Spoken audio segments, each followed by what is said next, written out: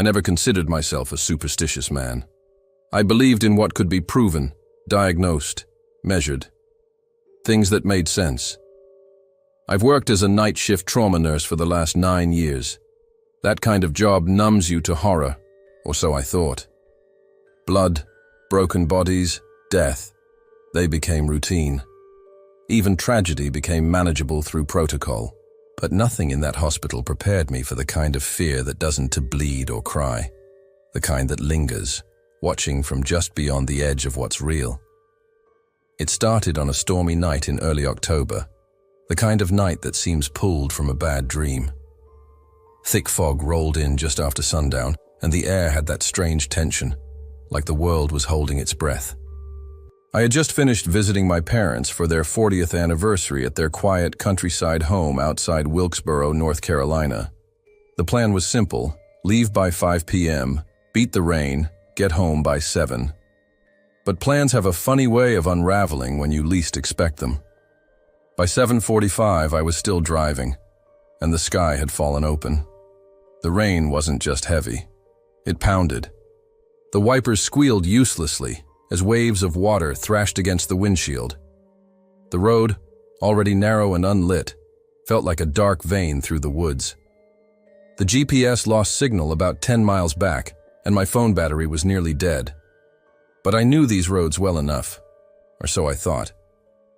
I slowed as the fog thickened, my headlights barely illuminating 10 feet ahead. The trees on either side leaned in with unnatural closeness, like they were trying to overhear my thoughts.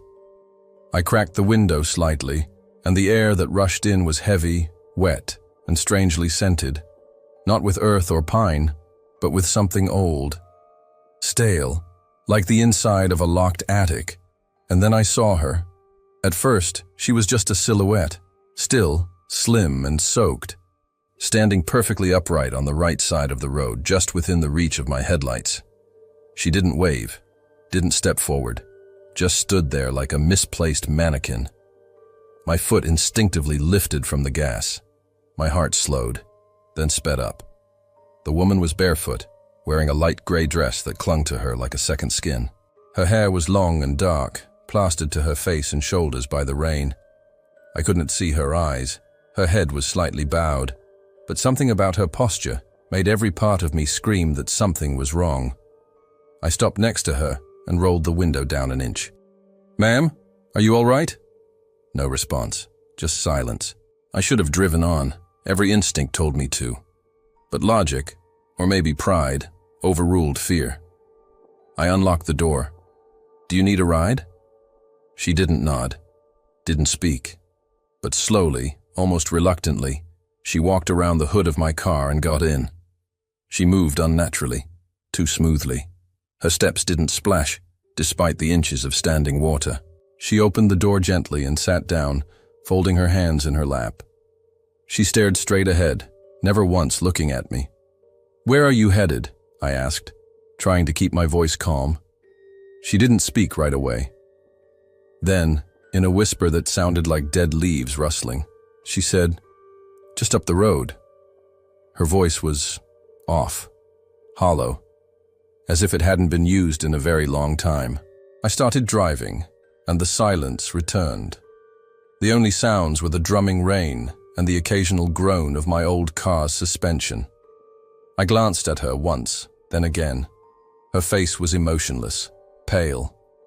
Not the kind of pale from sickness, the kind of pale that looked like it had forgotten sunlight. Her lips were a grayish hue, her skin too smooth, almost waxy. That's when I noticed her feet. They were perfectly clean. No dirt, no leaves, no cuts from walking barefoot in a rain-soaked forest. Just smooth, flawless skin, as if she'd never touched the earth. A coldness settled into my chest. I asked again, "Are you sure you're okay?"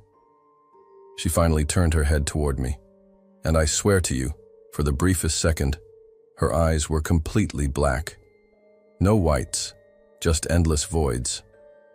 But when I blinked, they looked normal again. "Here," she said softly. "You can stop here." I looked out the windshield. Nothing, just trees, no house, No mailbox, no path, just more suffocating forest and rain. Are you sure? I don't see any… Stop. Her tone changed. It wasn't a request. It was a command. I stopped. She opened the door slowly and stepped into the rain, not even shielding herself. She walked forward, vanishing between the trees like smoke. No sound of twigs breaking, no rustle of underbrush. Gone. And then… I saw it, in the passenger seat. A gold locket. I hadn't noticed it before. It hadn't been there. I picked it up with trembling hands. It was old, the kind of jewelry passed down through generations, warm to the touch, strangely so. I opened it. Inside was a photo of a couple, black and white, smiling, mid-20s. Behind it, etched faintly into the inside of the casing, Emily Carter, 10/11/1952, until we meet again. I felt the blood drain from my face. That was today's date. October 11th, exactly 70 years ago. I didn't sleep that night. After she vanished into the woods, I sat there, engine running, heart pounding, trying to convince myself it was a trick of the mind, a hallucination. Maybe I had nodded off at the wheel. Maybe I was exhausted and seeing things. But then I looked again at the locket, still sitting there, heavy and real, and I knew this wasn't fatigue. This wasn't something I could explain with medical training or rational thought. I drove the rest of the way home in silence, windows shut tight, eyes flicking constantly to the mirrors. Every tree I passed seemed to lean just a little closer. Every bend in the road made my grip on the wheel tighten. When I finally pulled into my driveway, around 2 a.m., I felt a strange heaviness settle in my chest, like something had followed me home. I locked every door, every window. Then I did something I hadn't done in over a decade. I prayed. Sleep came in bursts, shallow, twitching, full of fragments. In one dream, I was back on that road, only this time she was already in the car. In another, I was standing in the woods, the locket open in my hands, but the photograph inside had changed. It was me now, me, standing beside Emily. At exactly 3:33 a.m., I shot up from bed. The room was pitch black, darker than it should have been. My bedside clock was off. My phone was dead. The power had gone out. Then I heard it. A soft creak. Not from the house settling. This came from inside, from the hallway. I reached into the drawer beside my bed, pulled out the flashlight I kept there, and clicked it on. A weak beam cut through the darkness. I opened my bedroom door, heart hammering. The hallway was empty, quiet, but something was wrong. The air felt colder, thicker, like I'd walked into a freezer. I stepped slowly toward the living room, flashlight scanning left to right. Nothing. Then I saw the front door. It was wide open. Rain lashed the porch. Wind howled through the opening, making the curtains sway. I ran over and slammed it shut, bolting the locks. My breath fogged the air. I stood there, frozen, listening. And then, from the hallway behind me, footsteps. Slow, wet, bare. I turned, flashlight trembling in my hand. No one. But on the wooden floor, leading from the hallway toward the front door, were footprints, bare, human, small, and soaking wet. They stopped just short of where I stood. I backed up, grabbed my phone, and tried to call someone. Anyone. No signal. I tried again.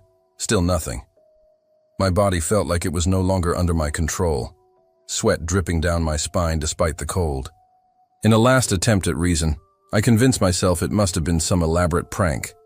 Maybe someone was in the car with me and planted the locket. Maybe someone followed me home, got in the house. It was impossible, but it was better than what I was really starting to believe. I didn't sleep again that night. At dawn, when the rain had eased to a whisper and the fog began to lift, I drove straight to the Wilkes County Sheriff's Department. I told them everything, minus the supernatural details, just the facts. I picked up a woman. She vanished into the woods, left behind a locket. The deputy behind the counter, a gray-haired man named Boone, stopped me mid-sentence. He pulled out a dusty photo album from behind the desk. "Does this look like her?" he asked, flipping to a black and white image. There she was, same dress, same hair, same eyes. Her name was Emily Carter. She'd gone missing on October 11th, 1952. She was walking to meet her fiancé, James Whitmore, at a bus stop after a church dance. A storm hit that night. James's car was later found off the road, smashed into a ravine. He had died on impact. Emily's body was never found. For 70 years, locals had reported sightings. Always during heavy rain. Always on that same stretch of road. Always barefoot. The sheriff arrived and asked to see the locket. I handed it over. He stared at it for a long moment before nodding solemnly. "She shows herself to those who've seen death," he muttered. "What do you mean?" I asked. He looked at me. "People who work with the dead, soldiers, medics, morticians, first responders, like she's drawn to it." That made my skin crawl. I didn't mention my job. I didn't need to. Before I left, Deputy Boone pulled me aside. "She's not malicious," he said. "Not in the stories. But that doesn't mean she's harmless. Some who've seen her, they change." "Change how?" He just shook his head. "Dreams, voices. Some claim she never really leaves." That night I locked up early, covered mirrors, left every light on. But still, at 3:33 a.m., I woke up again. This time, the house was silent. No wind, no rain. But the locket was back. It was on my pillow. And this time, the photo inside had changed again. It was Emily. But she wasn't standing alone anymore. She was holding my hand, smiling. I stared at the photo for nearly an hour. Emily, smiling in that faded black and white haze, now held my hand in the image. My face, unmistakably mine, stood beside hers, the same way James had in the original locket. But he was gone, replaced by me. I didn't know what disturbed me more, the fact that the locket had returned, or that something was changing, choosing, that it had marked me somehow. Over the next week, everything deteriorated. I began hearing whispers in my house. Never words, just soft, circling tones, like the way someone's breath tickles your ear while they talk behind you. But there was never anyone there. The power flickered nightly at exactly 3:33 a.m. I set up a camera one night, a motion sensor cam from my home security system, just to prove it was all in my head. When I checked the footage the next morning, the camera had recorded exactly 3 seconds of motion at 3:33:02. In those seconds, the video showed my bedroom door slowly creaking open, and a dark silhouette standing in the hallway. The face wasn't visible, but I recognized the outline of the dress. I stopped sleeping. I barely ate.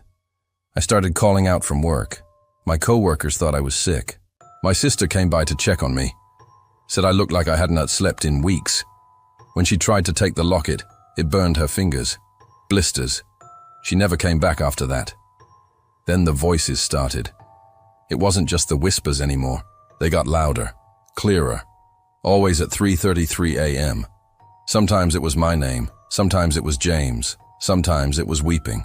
But most nights, it was a song, soft, wordless humming, the kind someone might sing to themselves in an attic or a grave.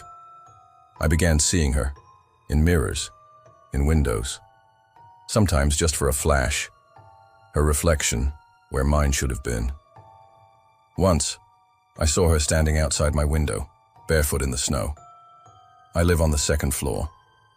The dreams worsened too. Every night, I'd wake up sweating, breathless, after watching myself walk into the forest, into that same spot where she vanished. In the dream, I never turned back. I always followed the footsteps. I tried everything. I burned sage, contacted a local priest, even reached out to an old friend from school who'd gotten deep into paranormal research. He came over with EMF meters and EVP recorders. He laughed it all off until his recorder captured 3 words, whispered at 3:33 a.m. "He's almost ready." He left and never responded to my texts again. One night, The final night, I'd had enough. I drove back to that stretch of road. Same hour, same rain, same fog. I parked and walked into the woods, flashlight in one hand, locket in the other. I wasn't sure what I was looking for. Closure? Answers? Maybe I thought if I returned what she left behind, she'd leave me alone. About 50 feet in, I found it. An old stone foundation, barely visible through the moss and roots. It must have once been a house, maybe a cabin. But now it was just a few walls of broken stone and a narrow stairway leading underground. The kind of place no one marks on a map. I don't remember deciding to go down, I just did. Each step felt colder. The light from my flashlight dimmed the deeper I went, as if the air was swallowing it. At the bottom, the passage opened into a small, square room, maybe 8 feet wide. The walls were made of old brick, dark with moisture. There was a mirror leaning against one side, and in the center, a wooden rocking chair, facing the wall, and sitting in that chair was Emily, or what was left of her. Her head slowly turned as I stepped inside. Her face hadn't aged, but it wasn't right anymore. Her mouth was stretched, too wide. Her eyes were too deep. Her dress hung stiffly, as if wet even when the room was dry. I couldn't move. "Why me?" I asked. My voice barely escaped my throat. She didn't blink, didn't move. Then she whispered, "Because he left me. You came back." I didn't understand. Until the mirror flickered. In it, I didn't see myself anymore.